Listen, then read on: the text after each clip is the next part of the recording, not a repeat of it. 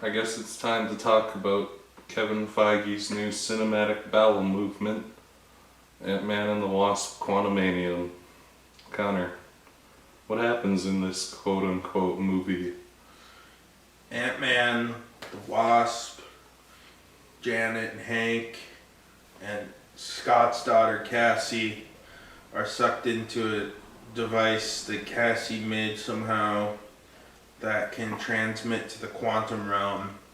They didn't really consider what could possibly go wrong, but it went wrong and they got sucked into the machine and they shrink down to the size of the quantum people and they end up on a quantum realm, but they're separated, and Scott and Cassie are in one place and Wasp and friggin' Hank and Janet are in a different place, and then they meet Bill Murray for 30 seconds, and then Bill Murray's eaten by a squid monster, and then Kang is there, and after an hour and 45 minutes into this 2-hour movie, the plot starts because Kang wants to get out of the quantum realm so he can conquer, for some reason that is not really established.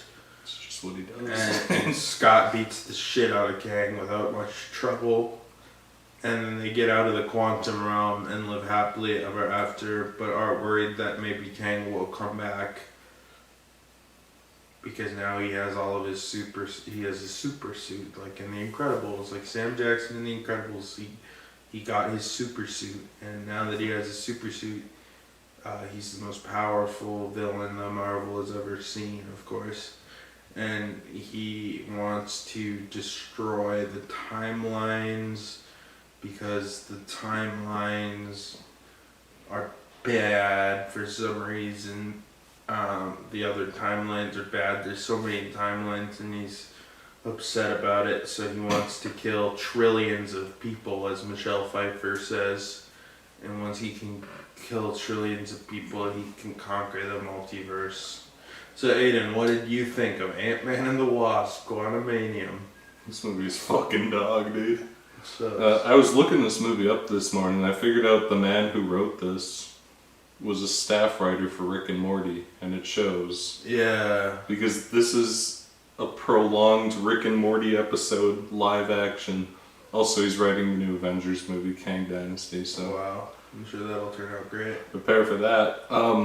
Yeah, this movie sucks majorly. We'll see if it continues after the reviews. About 5 minutes into the movie, we get teleported to the CGI hellscape that we have to stare at for the rest of the movie. Yeah, it's headache-inducing. It kind of gives me Aquaman flashbacks to just this completely computer-generated, eye-frying, mind-numbing mess of cartoons. But you gotta give Aquaman credit in that it only spends about 45 minutes in Atlantis. Yeah. And the rest of it, they're trying to give us human worlds and an actual, like, globe-trotting adventure. Not that Aquaman's great, but this movie thinks that an audience sitting through 2 hours of this shit is sustainable. Yeah. This movie basically has the Rick and Morty format, where Ant-Man and etc. are sent to the quantum realm. And even though in the previous movie, the Ant-Man's mom-in-law, whatever, the old lady, Michelle Pfeiffer, goes to the place and she's like, I was alone in the void for 30 years and there was nothing. In this one, it's just full. Somehow when Ant-Man was in the quantum realm, he didn't stumble into these 8 bajillion different things.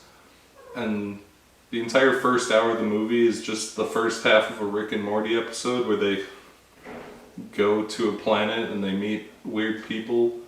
And there's like broccoli men and like weird jelly people. Well, the first hour and 15 minutes of this movie is packed so full of dick and a butthole jokes that it's actually unfathomable. Yeah. It makes Deadpool look mature. Well, Ant-Man goes and befriends a little jelly man who's obsessed with buttholes and black guy with wings on his head who can read minds, and a woman in a suit, and then like a robot with a cannon on its head. And the entire first hour and a half of this movie is just like, wow, look at these CG world we've created and how unique and wacky it is. And it basically, it wants to be Avatar 2, but it's just Rick and Morty extended cut of them just dicking around with these weird looking things. And then Michelle Pfeiffer and Michael Douglas are on their own adventure where they go to a bar and like meet the fucking Squidbillies and fucking the Blooby Blobbies. And then Bill Murray shows up and he's like, I blew your back out for 30 years in the quantum realm. And then Michael Douglas puts his hands in giant fleshlights and flies the ship. And then, like, nothing happens for a long time. Like, Kang sometimes shows up and he's like, do something. He just spouts off dumbass philosophy. MODOK sometimes shows up, and MODOK looks like Mr. Electric from Shark Boy and Lava Girl, and it's like really fucking wonky, bad, awkward CGI. Like they stuck this man's face on top of whatever MODOK thing they had before because people complained that they couldn't see his face, and it looks like it was whipped up in 10 minutes as a joke. And this wonky... It looks like an Instagram filter. It looks like fucking Shark Boy. It wishes it looked like an Instagram filter. And MODOK, I don't even get why he's in this movie, because he's just the fucking yellow guy from the first movie becomes MODOK, and he's like evil, and then at the end he decides not to be evil. And he looks fucking disgusting, and everything in this movie looks fucking disgusting. Well, he doesn't look disgusting in the way MODOK is supposed to look disgusting. He's supposed to be like It looks disgusting in the way that it looks like Robert Rodriguez made him for $1,000, like Shark Boy and Lava Girl. 2003 or some shit. Man, it is just ugly end to end, boring as shit, lame Rick and Morty poopy dick jokes, and then at the end, it just turns into the worst final battle ever when all the characters that we don't care about show up for a final battle and fight faceless blue robots, and then Michael Douglas comes on and crosses his arm and smugly asserts that the ants that fell through the portal with them got sucked into a time vortex and became super intelligent communist cyborg ants with laser cannons and spaceships. And then the ants come and kill all the robots, and then it's just fucking nonsense. It's even compared to the rest of these movies, it's visual and audio nonsense for 2 fucking hours. Yeah. And then it wraps up. It's genuinely insufferable. It's Morbius tear scrunch. It's just this fucking lifeless CGI abomination that feels like it plausibly was written, directed, shot, and animated by AI that was fed every episode of Rick and Morty and fucking just spat out an Ant-Man movie somehow. It's incredible how fucking terrible it is. It's easily worse than the Eternals, which gave me a fucking mental breakdown. It's worse than Morbius, it's worse than Black Adam. It makes Zack Snyder movies look good. It's somehow the most overwhelming, ungodly visual abomination ever, with like these fucking robot buildings having sex and the poopy butthole fucking blob man. But then it's also simultaneously the most boring movie ever where nothing happens and it's just fucking the Paul Rudd stand-up show hour while he interacts with the fucking glip-glop fucking Blue Man group or whatever the shit. And then it just ends. The whole conclusion takes like 15 minutes and it's a bunch of guys we don't care about fighting, ants fighting, and then Ant-Man punches the Kang like 4 times and it's over. it's just the most dreadfully boring thing you could make in a movie. It feels as horrible to watch as Black Adam and Morbius. No, it genuinely feels worse because this on a script level it's as bad as Black Adam and Morbius, but because we're put in the CGI world for 2 hours, it manages to be worse because at least Morbius was just like at least Jared I didn't Leto want to on a vomit. pitch black set. Yeah, I didn't want to vomit watching Black Adam and Morbius to the same extent. Morbius is Like comedic value. if you're going to bother to watch this movie, bring a little doggy bag for puke because this movie has like motion blur, and God help whoever watches this movie in 3D. Oh, God help those people who watch this movie in 3D. yeah, that shit was giving me nausea without the 3D. I'm so glad the 3D wasn't working. That shit it's fucking rank, dude. It is just hard to watch. It also, going back to the Eternals for 1 second, it has the same problem as the Eternals in a lot of ways. Not the CGI hellscape, because the Eternals was the most boring movie ever shot visually. But in the way that the Eternals in this movie both just insist on having character moments with characters you don't know, don't care about, and never will, endlessly until the conclusion in the last 15 minutes. Both these movies have that same problem, where I don't care about the poopy butthole Jello man who wants to eat Scott's poopy butt. I don't care about the black guy with the wings on his face that can read minds. I don't care about the fucking warrior woman, or Bill Murray, or the weird rock people, or the broccoli man.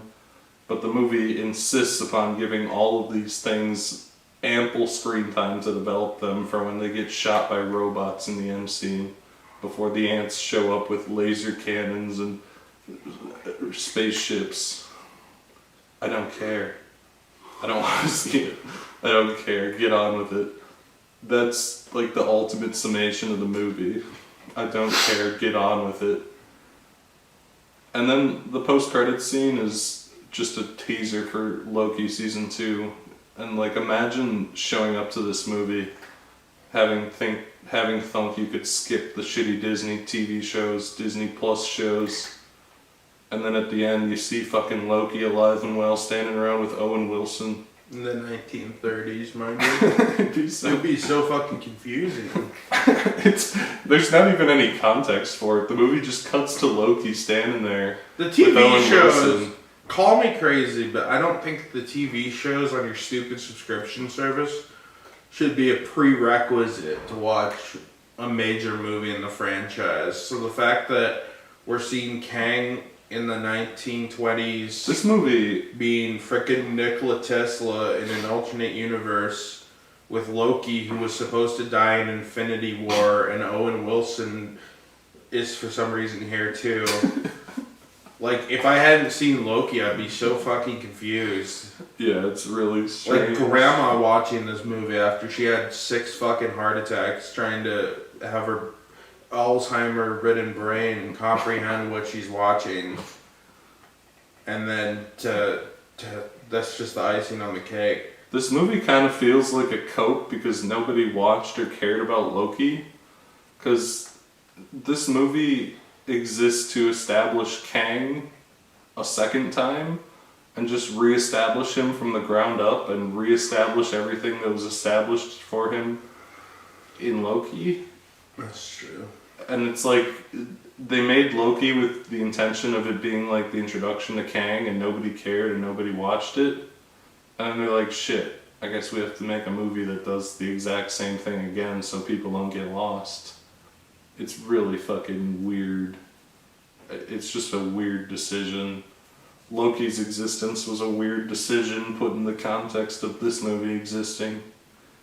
I wouldn't prefer that plot crucial information was tucked in 10 hours of Disney Plus shows, but That's where we're at. I guess your choices at this point were either to force everyone to watch the 10 hours of Disney Plus TV show or just ignore that it existed and reestablish Kang, which is a very bizarre situation to put yourself in, I guess. I also don't understand the thinking from the upper brass at Marvel, who's like, okay, we need to establish Kang, and we'll do it in 2 pillars. Loki, which is like a Marvel show.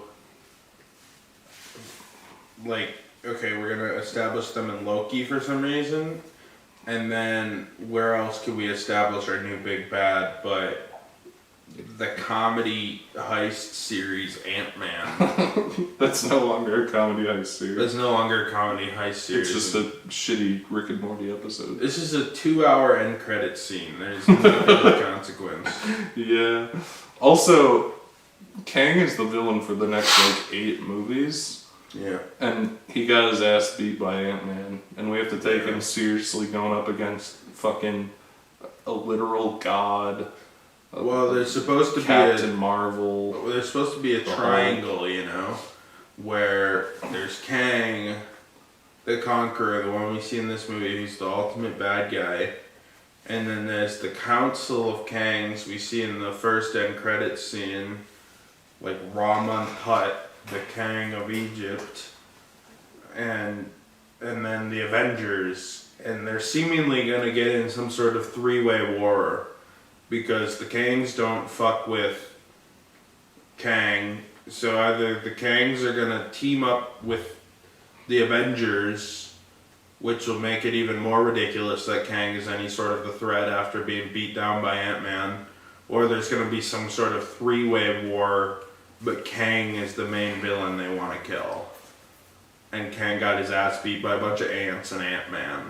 Yeah. Ant-Man, the most Melvin of the Avengers. He literally lost to a bunch of ants. And we have to take him seriously as the villain for the next 8 movies. In DC terms, it would be like fucking Darkseid getting beat down by Aquaman. But then I think about it further, and at least Aquaman has super strength and an army and all that. Ant-Man is he's just a fucking guy, and his shrinking powers weren't working. Scott Lang is just able to beat the shit out of him as a regular Baskin Robbins employee, as we're constantly reminded. Baskin Robbins. The most vanilla man in existence. Paul Rudd is able to easily defeat Kang the Conqueror in one-on-one combat. Yep. And we're supposed to take him seriously as a threat against Thor, who can shoot lightning from his magical space hammer that can break America, anything. who's on mega steroids. The Hulk. The Hulk. The She-Hulk.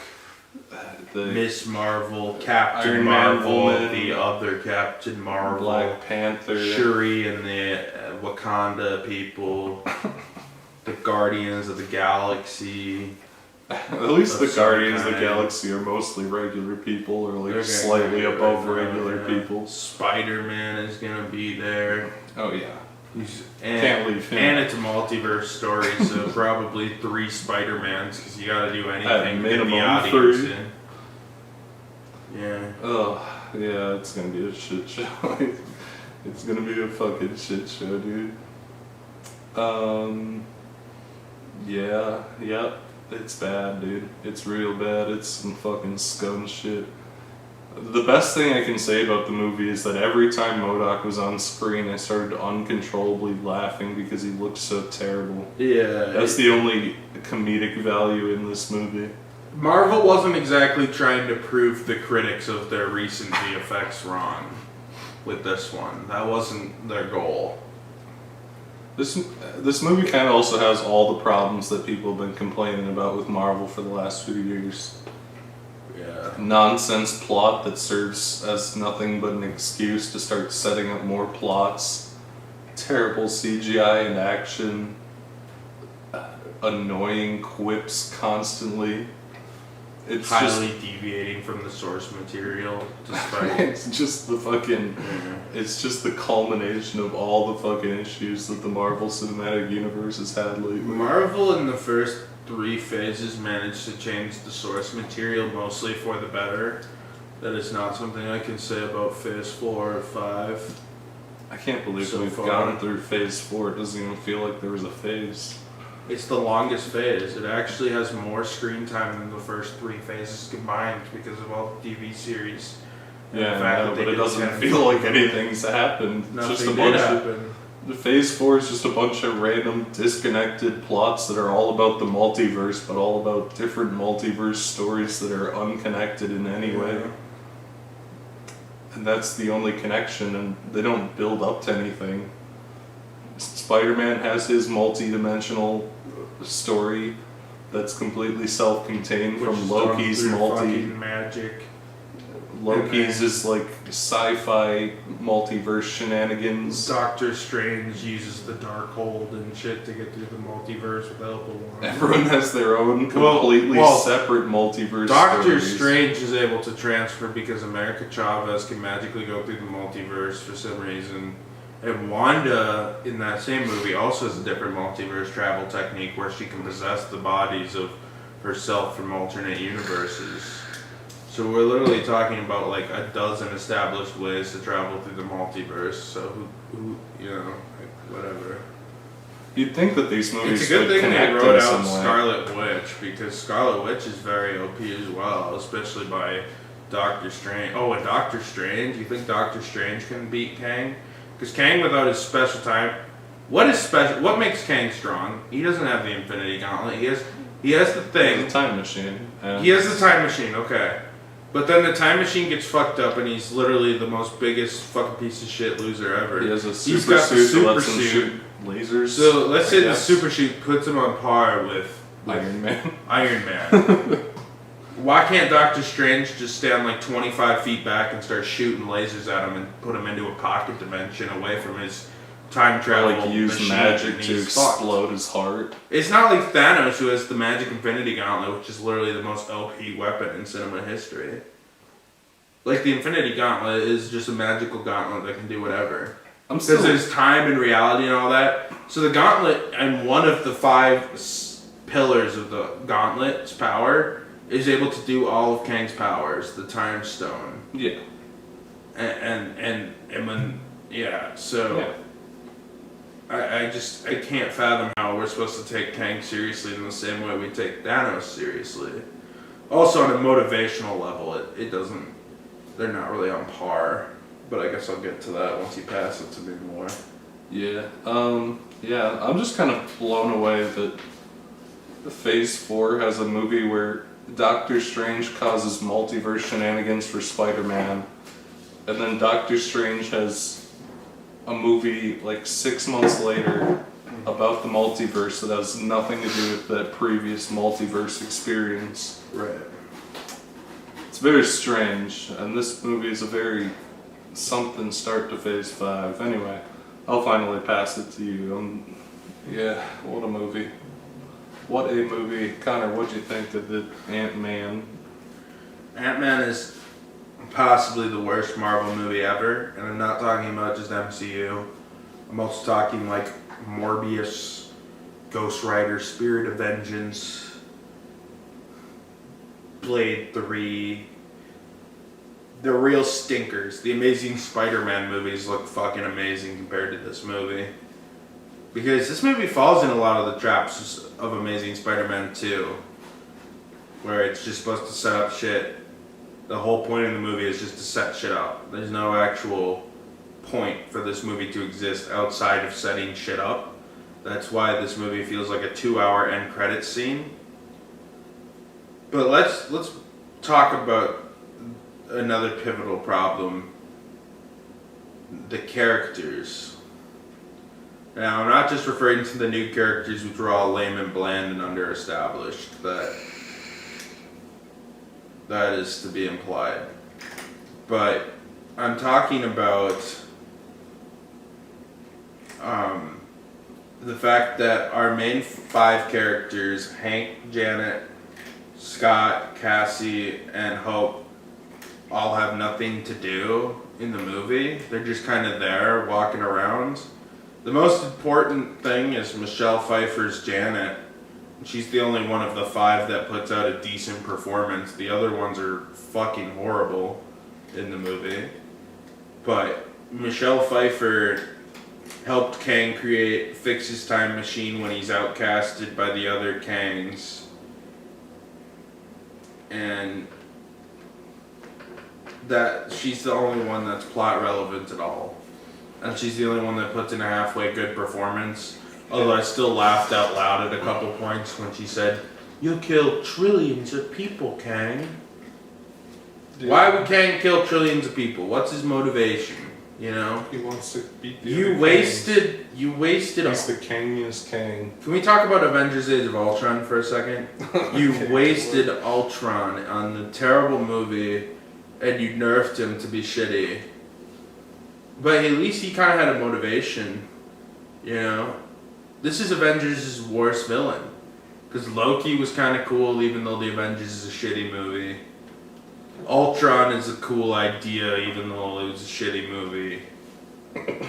Fucking Thanos was the best villain of the Avengers because he actually had like a motivation. He had and something going on. He was powerful, and the Avengers actually had to figure out how to stop him. This dude just has a time machine. That if he's not connected to the time machine or the time machine core is fucked, all he has is a special super suit that makes him powerful, but not powerful enough to beat Ant-Man. Not powerful enough And- to beat ants with laser beams. I could get past the setup of Kang, perhaps the weak setup, and the fact that he's clearly would just get bodied by Thanos. You know, you're not elevating the threat, whatever. Even though you now have 10 times more characters than you did at the end of Phase 3. So now Kang is supposed to go against, like, presumably, like, way more Avengers, and you got the Ant Army. Just vaping now? It's the Ant-Man video. Sorry. Just feeding. So anyways, Kang is pathetic. And I don't think Jonathan Majors was incredibly terrible, even though as Kang the Conqueror. But once we see the other 5,000 versions of Kang, it starts to get a little laughable. Like it was just somebody who... I don't know if Jonathan Majors has range. I haven't seen him in much. Maybe I'm wrong. Like, he looks kind of good in that new Creed movie. Obviously, it's not out yet, so I don't know. Yeah. But he, like, intimidating villain guy. He could play that character because he's a big buff dude. And he He just does a needs cool to play villain that like voice. 900 times. And he needs to play that 900 times, but it's kind of funny when we see all the Kangs of the multiverse because it's Jonathan Majors in a bunch of Halloween costumes. He's like, oh, what if there was like an Egyptian pharaoh version of me?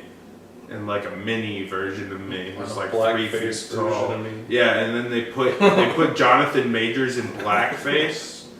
Like they It's did really funny. They did what they did to like Damon Wayans in Bamboozled by Spike Lee, where they put him in like deeper blackface to like make him, or like in Babylon, where the musician quit because they put him in blackface to make him like look blacker or something. They did that to Jonathan Majors. They put Jonathan Majors in blackface as one of his characters, which I thought was a bizarre, creative choice to put black makeup all over his face. I guess he was just supposed to be like an alien, bro, but that stood out to me as a very weird moment. But Kang sucks. And he has the Darth Vader problem. It's not a problem with Darth Vader. It's a problem with Disney's Darth Vader. Where in the comics, Luke Skywalker beats Darth Vader in every issue. Like, literally hand-to-hand combat just defeats Darth Vader. Obi-Wan in the Obi-Wan show defeats Darth Vader. Like, Darth Vader... And the reason they don't kill Darth Vader is because it wouldn't make sense from a plot reason for 4, 5, and 6, the actual Star Wars movies people care about.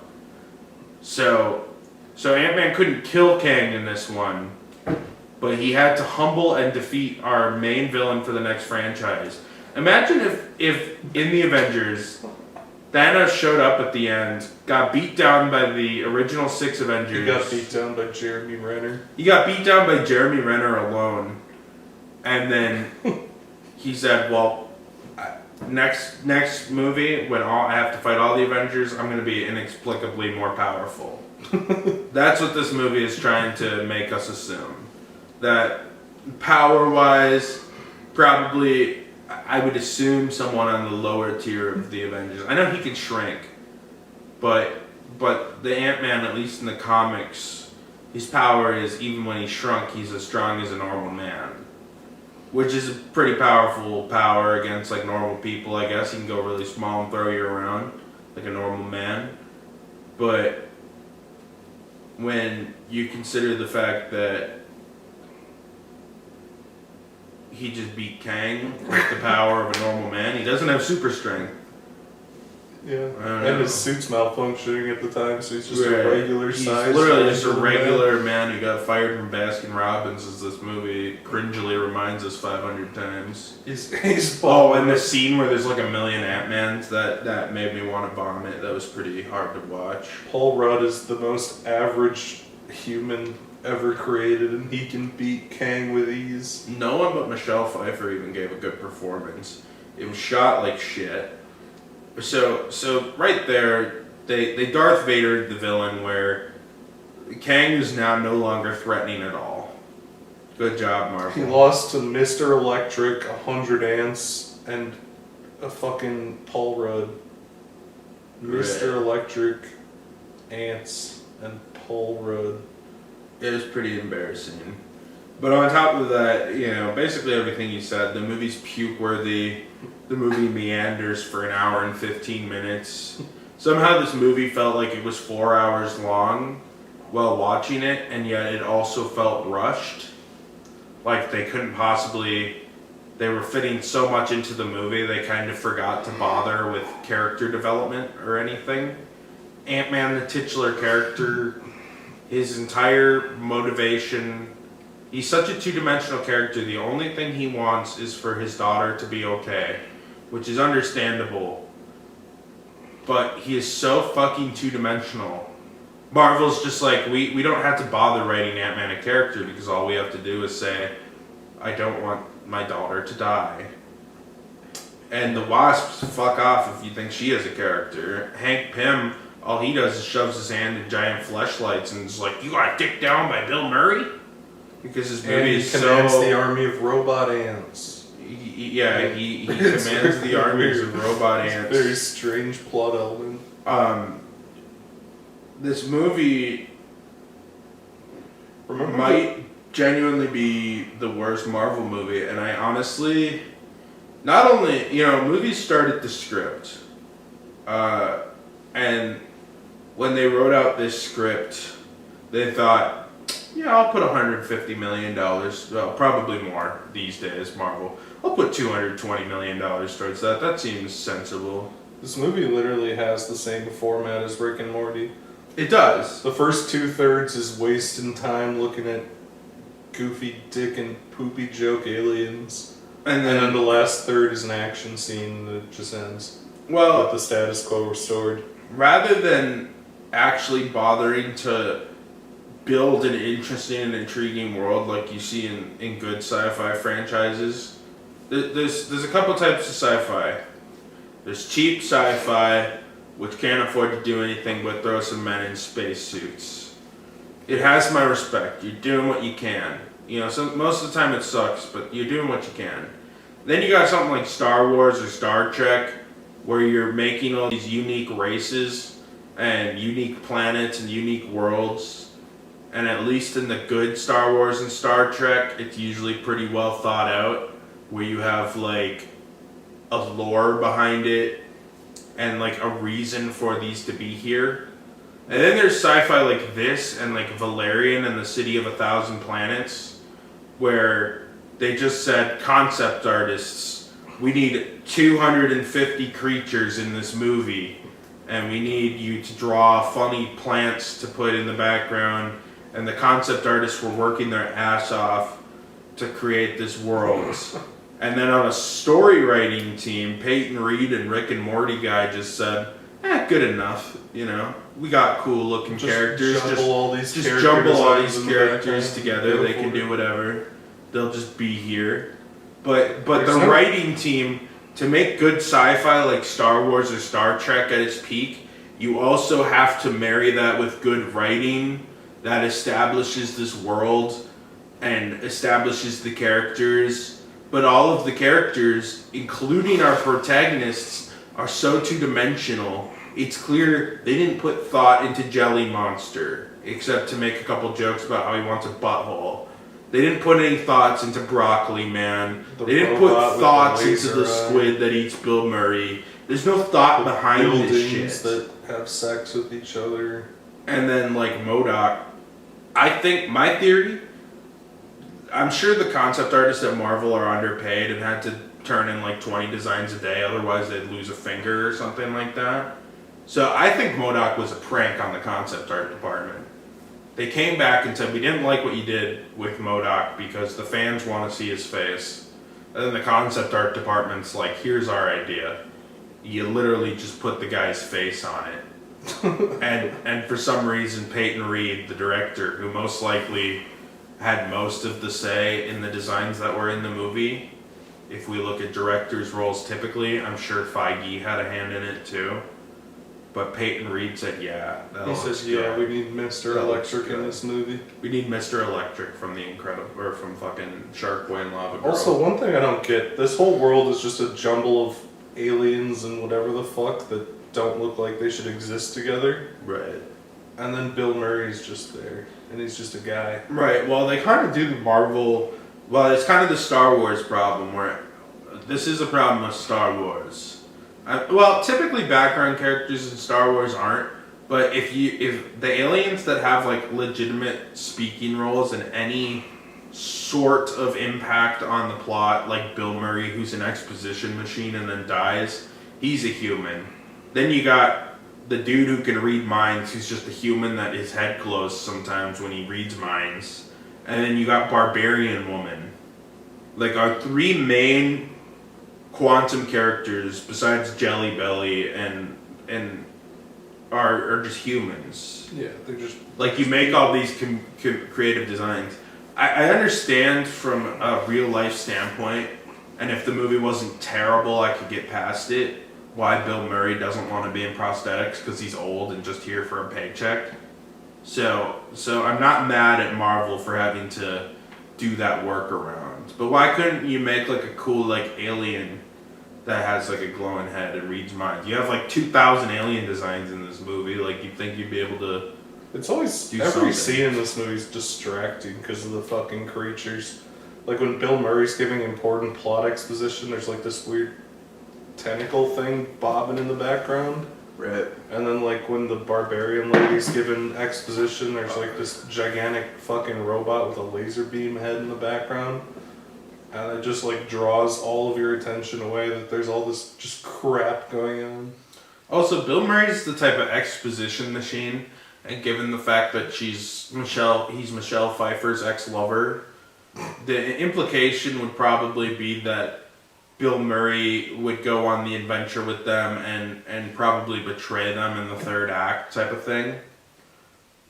Or become like a third antagonist along with George Lopez from Shark Boy and Lava Girl Or be an antagonist and then help them in the end, like MODOK does for some reason. Right, like Bill Murray's got to do. Yeah, honestly, MODOK should have just been evil the whole time. It makes no sense that he became a good guy. What would have made more sense is you have Bill Murray become a villain.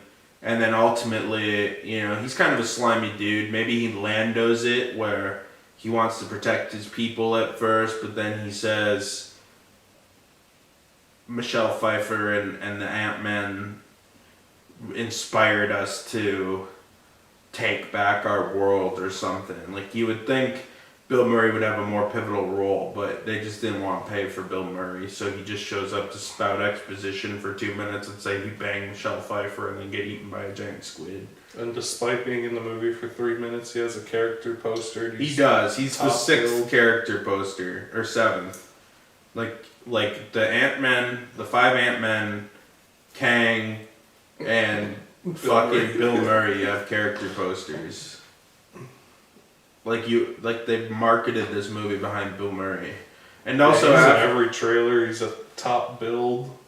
right, for a cameo, and he probably made more than like Catherine Newton or I'm sure Michael Douglas and Michelle Pfeiffer and Paul Rudd make a lot of money, but he probably made more than Evangelion Lily because she's a woman and not technically, you know, the titular character. She's the aunt's titular character. So that was kind of embarrassing. I don't even know why they bothered to bring Bill Murray in here. It's not like when they got like Benicio del Toro in Thor Ragnarok or anything like that, where you have like a big star kind of make a cameo, but it's like impactful or something, or it feels like a cameo, or there's something he adds to the plot. Bill Murray is here to spout exposition. You could have gotten any actor to be Michelle Pfeiffer's ex-boyfriend. Made it the fucking broccoli man or like the fucking weird squid thing. Which probably would have worked better for the levity, where Michelle Pfeiffer like fucked a piece of broccoli, and then you have Michael Douglas be like, "You fucked a broccoli." I mean, based on this movie's core thesis, comedic thesis, that would probably make the most sense. Yeah. If she fucked the broccoli. And maybe... Yeah, then they could have gotten you would have been more mileage, like what does his pee-pee look like? Does it also look like a piece of broccoli? Does his pee-pee have broccoli head fuzzies on it? Broccoli. Or like maybe she could have fucked the rock monster and right. What does he seem out pebbles or something? I don't know. Yeah, this movie's really into dick and poopy jokes, man. Yeah, so anyways, yeah, I don't have much more to say about this movie. It was an embarrassment. It was a 2-hour end credit scene. It made Kang look like a fucking loser and not a threat at all, and he's supposed to be the villain in our next Avengers movie. It made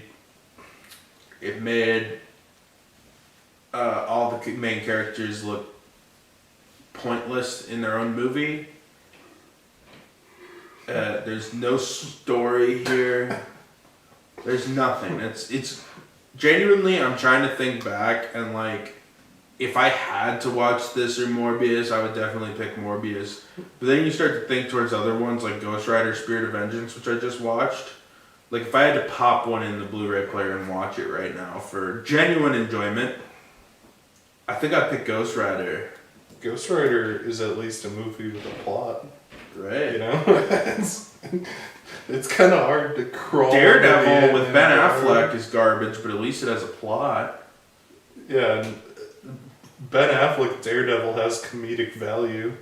And it's not just comedic value. And I mean, if you go to see Ant-Man, you're essentially paying $20 a ticket to watch a commercial that makes the movie that it's a commercial for, Avengers Kang Dynasty, look like shit.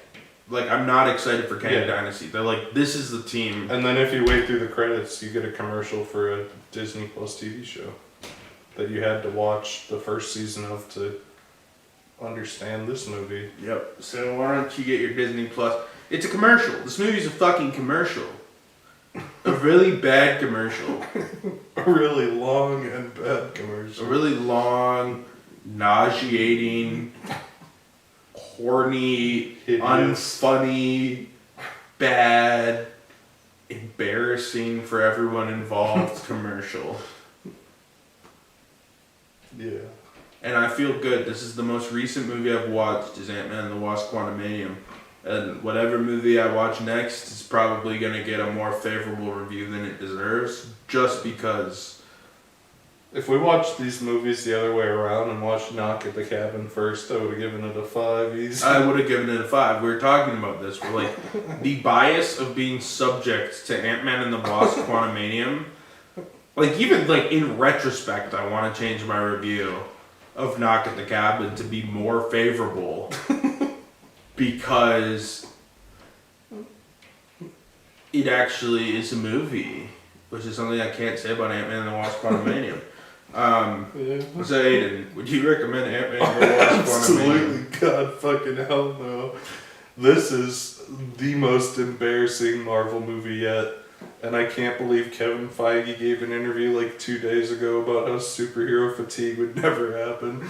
Oh yeah, if Phase 4 started my Marvel fatigue, this is cemented. This shit. I'm fatigued. I don't want to watch anymore. This shit is mad embarrassing. This shit's just absolutely dreadful. It's so bad that the current Rotten Tomatoes score is like a low 50s, and that's from the reviews from all the Disney shills that get invited to the early day press events before the real critics get at it. Once the real critics get at it, this thing's gonna tank down to some fucking Low numbers. some very low numbers. Deservedly so. It is a miserable, unfun, dreadful commercial And people for a saying movie I like, don't want to see. I've seen some people praise like I was reading a review earlier that said this movie's garbage except for Jonathan Majors and fucking Paul Rudd. You're being gaslit by Marvel to think Jonathan Majors and Paul Rudd were good in this movie. Paul They Rudd don't have anything to do. Paul Rudd was a bright spot for the first two Ant-Man movies. He was decent, kind of funny. Paul Rudd sucks in this movie. He doesn't have This anything to isn't a do. good performance by Paul Rudd. Paul Rudd literally And has nothing Jonathan to Majors, he's fine as Kang the Conqueror. The other Kangs are laughable and embarrassing. do. He doesn't. No one has anything to do in this movie as far as acting goes. Paul Rudd stands around and looks at the cartoon aliens and says, "Wow, wow," and Jonathan Majors says, "I am evil man. I am evil and I will kill you." And then he goes, "Rah!" and shoots lasers, and then he goes, "I The am script evil is and I will just be him back." saying dumb philosophy. He has nothing Like, to at do. least He has no Thanos- acting to At do. least No one- Thanos said a bunch of bloated philosophy, but it kind of made sense into his character thesis. They're just like, what if we did that with Kang? But we don't understand. Kang's bloated philosophy makes no fucking sense. It's a bunch of shit. But no, I absolutely do not recommend Ant-Man, whatever the fuck, Quantimania, whatever. It sucks dick. Connor, do you recommend the really bad Ant-Man movie? Absolutely not. If you watched this video all the way through or seen the reviews and then proceed to see this in theaters, you should be ashamed. If you really must as a Marvel completionist, or like you don't want to be out of the loop for the future MCU, which, you know, maybe they'll make the big comeback. Maybe they'll You can read the figure it out. Wikipedia summary of this and get a better experience. Yeah, that or, you know, Pirate Bay is an option. You probably do just want to like read the Wikipedia or like watch a video on All it. you need to or do is do anything but pay to watch this or Look watch at this. look at a picture of MODOK, laugh at how bad it looks, and then read the plot summary and you're caught up. Yep, pretty much. That's the experience in a nutshell, but it doesn't take 3 hours. Yeah, Curdy? I can't believe how bad this movie was. I genuinely can't. Anyways, thanks for watching, guys. We'll see you next time with our next movie review. We'll see you next time with another Marvel review. When the fucking whatever the hell comes out next. Guardians of the Galaxy. Alright. Guardians is coming next.